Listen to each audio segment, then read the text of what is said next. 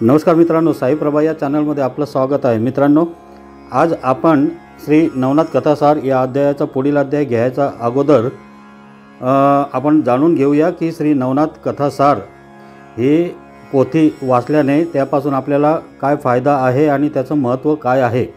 ही पोथी फक्त वाचल्याने नाही तर ऐकल्याने सुद्धा याचा तेवढाच फायदा होतो। तर मित्रांनो, श्री नवनाथ कथासार या ग्रंथात एकूण 40 अध्याय आहेत। यातील प्रत्येक अध्याय एका विशिष्ट फलप्राप्तीसाठी आहे। ते या ग्रंथाच्या 40व्या अध्यायात सांगितलेले आहे। पूर्ण श्रद्धेने व भक्तिभावाने संकल्प करून तसेच नवनाथांना शरण जाऊन केलेलं पठणाचे किंवा श्रवणाचे दिव्य अनुभव निश्चित येतात। मित्रांनो, पितृदोष, वास्तुदोष व घरातील मतभेद या गोष्टींमुळे आज आपण प्रत्येकजण मानसिक अशांतता अनुभवतो। प्रत्येकाला काही ना काही समस्येने घेरलेले आहेच आणि प्रत्येकजण त्रस्त आहे। अशा असंख्य गोष्टीच्या त्रासातून मुक्त होण्यासाठी अध्यात्मशास्त्र व नाथ संप्रदायामध्ये यावर एक प्रभावी आध्यात्मिक उपासना सांगितली आहे। ते म्हणजे श्री नवनाथ कथासार या ग्रंथाचे वाचन किंवा श्रवण। घरामध्ये श्री नवनाथ कथासार वाचनाने व फक्त श्रवण केल्याने सुद्धा एक आगळा वेगळा आनंद, चैतन्य व प्रसन्नता निर्माण होते।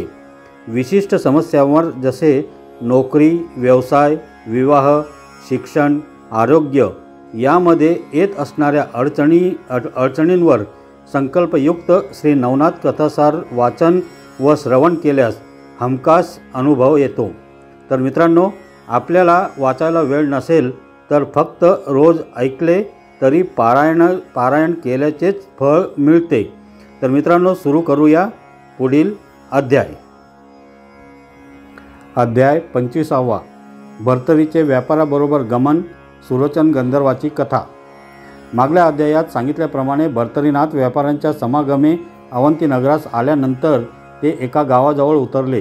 तेथे माल नीट रचून ठेवून सारे एके ठिकाणी अग्नी पेटवून शेकत बसले। इतक्यात तेथे काही कोल्हे आले आणि कोल्हाळ करून त्यांनी असे सुचविले की व्यवसायी हो, या अशा निर्धास्त स्थितीत बसून न राहता सावध असा। तुम्हावर चोरटे येऊन धाड घालण्याच्या विचारात आहेत व ते तुम्हास हाणमार करून सर्व द्रव्य घेऊन जातील, अशी सूचना देऊन कोल्हे निघून गेले। पूर्वी भर्तरी शॉपदांमध्ये राहिला असल्यामुळे त्यास जनावरांची भाषा चांगली येत होती। हा कोल्ह्यांनी सांगितलेला संदेश आपण व्यापारास सांगून सावध करावे असा भर्तरीने विचार करून चोर लुटावयास येणार आहेत ही गोष्ट त्यास सांगितली। कोल्ह्यांची भाषा मला समजते व ते भोकत असता जे सांगत होते ते सर्व मी लक्षपूर्वक ऐकून तुम्हाला सांगून अगोदरच सूचना केली आहे, असे तो व्यापारास म्हणाला। या भर्तरीच्या बोलण्यावर विश्वास ठेवून त्यांनी आपल्या मालाची नीट लपवालपवी केली व हातात शस्त्रे घेऊन व चांगला उजेड करून सर्वजण पहारा करू लागले। इतकेच केवळ नव्हे तर ते मोठ्या सावधगिरीने व शौर्याने आपले संरक्षण करण्यास तयार झाले। इतक्यात त्यांच्यावर चोरांची धाड येऊन पडली, परंतु व्यापाऱ्यांनी शस्त्रांचा मारा चालविल्यामुळे चोरांचे काही एक न चालता ते जर्जर होऊन पळून गेले। तरीसुद्धा ते व्यापारी गाफील न राहता मोठ्या सावधगिरीने रात्रभर जागत राहिले होते। पुढे 1.5 प्रहर रात्र राहिली असता पुन्हा कोल्ह्यांनी येऊन कुई केली। तेव्हा कोल्हे आता काय बोलले म्हणून व्यापाऱ्यांनी भर्तरीस विचारले। तेव्हा तो म्हणाला, शंकराने ज्यास वर दिलेला आहे असा एक राक्षस उत्तर दिशेकडून दक्षिण दिशेकडे जाण्याकरिता येत आहे। तो महाबलाढ्य आहे। त्याच्यापाशी तेजस्वी अमोल अशी 4 रत्ने आहेत। त्यास जो मारील त्यास हा अलभ्य लाभ होईल आणि त्यास मारल्यानंतर त्याच्या रक्ताचा टिळा गावच्या दरवाजास व आपल्या कपाळात जो लावील तो अवंती म्हणजे उज्जैनी नगरीचा सार्वभौम राजा होईल। व्यापारास भर्तरी ही माहिती देत होता। त्याच वेळेस कर्मधर्म संयोगाने विक्रम तेथून जात होता। त्याने हे भर्तरीचे सर्व भाषण ऐकून घेतले व लागलाच तो हातात शस्त्र घेऊन राक्षसास मारावयास निघाला। त्या राक्षसाचा मूळ वृत्तांत असा की पूर्वी हा चित्रमा या नावाचा एक गंधर्व होता। एके दिवशी तो शंकराच्या दर्शनाकरिता कैलासास गेला। त्यावेळेस शंकर व पार्वती सोंगट्यांनी खेळत बसली होती। तो त्यांच्या पाया पडला व शंकराच्या आज्ञेने त्यांच्याजवळ बसला। काही वेळाने एक डाव शंकरावर आला व दानाविषयी शंकर व पार्वती यांच्या म्हणण्यात फरक पडला। तेव्हा दोघात बराच वाद होऊन दान काय पडले हे त्यांनी त्या गंधर्वास विचारले। त्याने शिवाचा पक्ष धरून 18 पडले म्हणून सांगितले, परंतु त्यावेळेस खरोखर 12 पडले होते, पण शंकराची मर्जी मिळविण्याकरिता गंधर्वाने खोटे सांगितले। त्यामुळे भवानीस राग आला। ती त्यास म्हणाली, गंधर्वा, तू खोडसाळ आहेस, असत्याचा अंगीकार करून सांबाकडचे बोलतोस, तस्मात तू मृत्यूलोकी राक्षस होऊन राहा। असा पार्वतीचा शाप मिळताच तो थरथरा कापू लागला।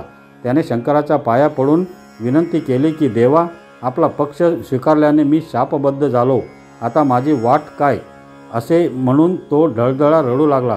तेव्हा शंकरास दया येऊन तो म्हणाला, गंधर्वनाथ, पार्वतीने शाप दिला हे खरे, पण तू काही चिंता करू नको। सुरोचन गंधर्वास इंद्राने शाप दिलेला आहे। त्यास जो पुत्र होईल तो शस्त्रप्रहार करून तुझा प्राण घेऊन राक्षस देहापासून तुला सोडविल।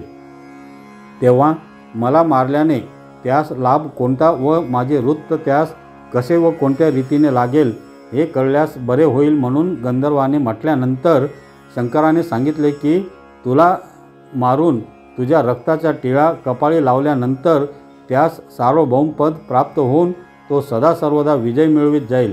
तुझी माहिती त्यास भर्तरीनाथाच्या मुखाने लागेल। तो भर्तरी दुर्मिळनारायणाचा अवतार होय। हे ऐकून गंधर्वास समाधान वाटले। मग तो राक्षसाचा देह धरून मृत्यूलोकी आला। सुरोचन गंधर्वाला इंद्राने कोणत्या अन्यायास्तव शाप दिला याविषयी मूळ कथा अशी आहे की एके दिवशी अमरावतीस इंद्रसभेत असता तेथे गंधर्व आदी करून मंडळी आपापल्या स्थानी बसली होती। अप्सरांचे नृत्य गायन चालले होते। त्या सभेत बसलेल्या मेनका, तिलोत्तमा इत्यादी अत्यंत स्वरूपवान अप्सरा पाहून सुरोचन मोहित होऊन भर सभेमधून एकदम उठला व मेनकेचा हात धरून तिचे स्तनमर्दन करू लागला। अशी अमर्यादा होताच इंद्रास राग आला। त्याने त्याची पुष्कळ निर्वत्सना केली व त्यास शाप दिला की तू यत्किंचितही शरम न बाळगता एकदम हे दुष्कर्म करावयास प्रवृत्त झालास। असा तू दुष्ट असल्याने स्वर्गापासून पतन पावून मृत्यूलोकी गाढव होऊन राहा। असा शाप मिळताच तो पतन पावला। परंतु यावेळी त्याने इंद्राची प्रार्थना केली की महाराज अमरनाथ, मला आता उशाप द्यावा। माझ्याकडून होऊ नये असा अपराध घडला खरा, पण मला माझ्या अपराधाची कृपा करून क्षमा करावी। अशी त्याने स्तुती करून इंद्रास मोठेपणा दिला। तेणे करून त्याचे अंतःकरण द्रवून त्याने त्यास उशाप दिला की तू 12 वर्षांनी पुन्हा परत आपल्या स्थानास येशील। परंतु तुला सांगतो ते ऐक। मिथिला नगरीच्या सत्यवर्मा नामक राजाच्या कन्येशी युक्तिप्रयुक्तीने तू विवाह कर। पुढे विष्णूसारखा तेजपुंज मुलगा विक्रम तुझ्या पोटी येताच तू मुक्त होशील व पूर्ववत गंधर्व होऊन स्वर्गास येशील। याप्रमाणे इंद्राने उशाप देताच तो स्वर्गाहून पतन पावून मिथिलेच्या रानात गाढव होऊन राहिला। त्या गावात कमट म्हणून एक कुंभार होता। तो गाढवाच्या शोधासाठी अरण्यात गेला असता तेथे मिळालेली सर्व गाढवे त्याने हाकून आपल्या घरी नेली। त्यातच हे शाप मिळालेले गाढव होते। पुढे काही दिवसांनी तो दरिद्री झाला। तेव्हा शाप मिळालेले गाढव ठेवून बाकीची सर्व गाढवे त्याने विकून टाकली।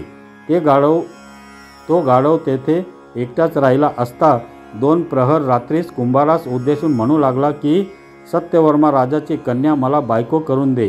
गोठ्यातून असा मनुष्यासारखा आवाज त्यास नित्य ऐकू येई, पण कुंभाराने घराबाहेर येऊन पाहिल्यावर त्यास तेथे मनुष्य दिसत नसे। असा तो अनेक वेळा फसला। गाढव बोलत असल्याची कल्पना त्याच्या मनातच येईना। एकदा तो ह्याच संशयात पडून काही वेळ उभा राहिला। मग आपण याची आता भ्रांती फेडावी असा गाढवाने विचार करून कमटास आपल्याजवळ बोलावले आणि म्हणाला की सत्यवर्मा राजाची कन्या मला बायको करून दे। हेच मी तुला नित्य सांगत असतो। यात संशयाचे काहीच कारण नाही। कसेही करून माझे इतके काम कर। हे ऐकून तो कुंभार खोल विचारात पडला व त्याच्या मनात भीती उत्पन्न झाली, कारण ही अघटित गोष्ट कोणापाशी बोलता येईना। जर ही गोष्ट बाहेर फुटली तर राजा मला शिक्षा करील। हा गाढव असता राजाचा जावई होऊ पाहतो ही गोष्ट घडेल तरी कशी? याचा परिणाम चांगला होणार नाही. यास्तव आता येथून निघून दुसऱ्या राज्यात राहावयास जावे हे चांगले, असा विचार त्या कुंभाराने करून निघण्याची तयारी केली. दुसऱ्या दिवशी सकाळी हा सर्व प्रकार त्याने आपल्या स्त्रीस कळविला व तिचाही रुकार मिळविला. परंतु त्या उभयताही नवरा बायकोच्या मनात अशी कल्पना आली नाही की गाढवास मुळी वाचा नसते. असे असता हा मनुष्यप्रमाणे बोलतो आहे. यास्तव हा गंधर्व, यक्ष, किन्नर यापैकीच कोणीतरी शापग्रस्त असावा. मग त्यांनी त्याच गाढवावर सामान सरंजाम भरला व पळून जात असता सीमेवर रक्षकांनी त्यास प्रतिबंध केला आणि हे नगर सोडून का जाता म्हणून विचारू लागले. पळून जाण्याचे कारण सांगावे म्हणून राजसेवकांनी पुष्कळ प्रयत्न केला, परंतु तो व स्त्री काहीच न बोलता उभी राहिली. कारण ही गोष्ट सांगावी तर राजा प्राण घेतल्यावाचून सोडणार नाही ही त्यास मोठी भीती होती. यामुळे रक्षकांनी जरी मनस्वी आग्रह केला तरी काही न बोलता स्वस्थ राहण्याखेरीज दुसरा मार्गच त्यास दिसेना. इतक्यात कमट कुंभार पळून जात असता त्यास आम्ही पकडून ठेविले आहे अशी बातमी रक्षकांनी सत्यवर्मा राजास सांगितली. ती ऐकून त्यास दरबारात आणण्याचा हुकूम झाला. दूतांनी त्यास राजसभेत नेऊन उभे केले. त्यास सत्यवर्मा राजा म्हणाला, माझ्या राज्यात मी कोणास दुःख होऊ देत नाही. असे असता तू का पळून जात आहेस? तुला कोणते दुःख झाले आहे ते मला सांग, मी बंदोबस्त करतो. ते राजाचे भाषण ऐकून कुंभार म्हणाला, महाराज, प्रजेच्या सुखाकडे आपले पूर्ण लक्ष आहे हे मी जाणतो, परंतु मला जे दुःख आहे ते माझ्याने सांगवत नाही. ते सांगितले असता माझ्या जीवास मला धोका दिसतो. मग राजाने त्यास आश्वासन दिले की एखाद्या अन्यायामुळे मजकडून शासन होईल अशी तुला धास्ती असेल तर मी तो अन्याय तुला माफ करून तुझ्या प्राणाचे रक्षण करीन. तू काही संशय आणू नको, मी तुला वचनही देतो. असे बोलून लागलेच राजाने त्यास वचन दिले. मग त्याने राजास एके बाजूस नेले आणि तो त्यास म्हणाला, राजा, तुझी कन्या सत्यवती आपल्याच स्त्री करून देण्याचा हट्ट माझ्या गाढवाने धरला आहे व हे तो नित्य मजपाशी मनुष्यवाणीने बोलत असतो. ही गोष्ट तुला समजल्यानंतर तू रागावशील ही कल्पना मनात येऊन मी येथून पळून जात होतो. कमटाचे ते भाषण ऐकून राजास फार आश्चर्य वाटले व त्याने विचार केला की ज्या अर्थी हा गाढव बोलतो आहे त्या अर्थी हे जनावर नसून कोणीतरी दैवत असले पाहिजे व कारण परत्वे त्यास पशुचा देह प्राप्त झाला असावा. असा विचार करून त्याने कमट कुमारास सांगितले की या कारणाकरिता तू भय धरून गाव सोडून जाऊ नकोस. कुशाल आपल्या घरी जाऊन आनंदाने राहा. मी या गोष्टीचा विचार करून व त्या गाढवाची परीक्षा घेऊन त्यास माझी कन्या अर्पण करीन. आता तू घरी जाऊन गाढवास सांग की तू म्हणतोस ही गोष्ट मी राजाजवळ काढली होती, परंतु त्याचा अभिप्राय असा आहे की हे सर्व मिथिला नगर तू तांब्याचे करून दाखव, म्हणजे तो आपली कन्या सत्यवती तुला देईल. इतके बोलून राजाने कमटास घरी जावयास सांगितले. नंतर तो कमट स्त्रीसह आपल्या घरी गेला. त्या रात्री पुन्हा गाढवाने कमटास हाक मारून लग्नाची गोष्ट पूर्ववत निवेदन केली. तेव्हा कमटाने त्यास राजाच्या संकेताप्रमाणे सर्व मजकूर सांगितला. नंतर कमट म्हणाला की राजाचा हेतू पूर्ण करावयाचे तुझ्या अंगी सामर्थ्य असेल तर सर्व नगर तांब्याचे कर, म्हणजे सत्यवती तुला प्राप्त होईल. ते कमटाचे भाषण ऐकून तो गाढवरूपी गंधर्व म्हणाला, राजा मोठा बुद्धिवान असे दिसत नाही, कारण या कामी त्याने अगदी पोक्त विचार केला नाही. अरे रत्नखचित सुवर्णाची नगरी त्याने मला करावयास सांगितली असती तरी मी ती करून हुबेहूब दुसरी अमरावती त्यास बनवून दिली असती किंवा इंद्राची सर्व संपत्ती त्यास आणून दिली असती. त्याने कल्पतरूचे आरामवत मागावयाचे होते किंवा कामधेनू मागावयाची होती. असली अलभ्य मागणी मागावयाची सोडून त्याने ताम्रमय नगर करून मागितले. असो, मी तुझ्या म्हणण्याप्रमाणे आज रात्री तांब्याचे नगर करून देतो, असे त्या गंधर्वाने कबूल केले. तो निरोप कुंभाराने राजास कळविला. तेव्हा राजाने गर्दबाचे म्हणणे आपणास कबूल असल्याबद्दल त्याच कुंभाराबरोबर उत्तर पाठविले.